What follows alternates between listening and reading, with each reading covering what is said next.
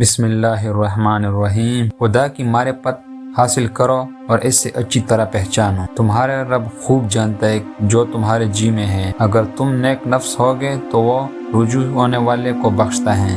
اللہ کی اطاعت میں جھک جاتا ہے معصیت میں اکثر نے اور قوت کا مظاہرہ کرنے سے زیادہ مناسب ہے۔ جو رات کے بعد صبح اور گرمی کے بعد ٹھنڈی دیتا ہے وہی خدا پریشانی کے بعد خوشیاں بھی دے گا۔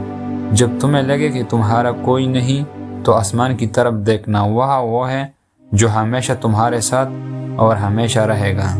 اللہ سے محبت کا سفر بہت ہی حسین ہے۔ جو اس سفر کا مسافر بن جاتا ہے پھر اللہ اسے بھی اندر اور باہر حسین کر دیتا ہے۔ سجدے کی توفیق ملنا بھی رب کی نعمتوں میں سے ایک بہترین نعمت ہے۔ جس سے یہ توفیق چھن جاتی ہے پھر نہ وہ دنیا کی رہتی ہے اور نہ ہی دین کی۔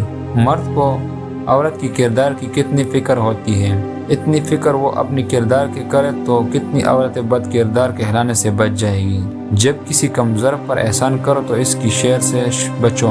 اخلاق کے پیچھے کردار کا ہونا لازمی ہے۔ منہ کی مٹاس اور چہرے کی مسکراہٹ کو ہرگز اخلاق نہیں بلکہ فن کہتا ہے۔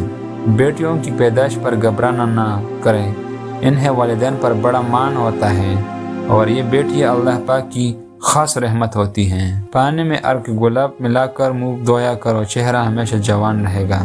آپ کو ہر چیز بنا مانگے مل سکتی ہے لیکن کبھی ہدایت بنا مانگے نہیں ملتی، بس ہدایت طلب کرتے رہا۔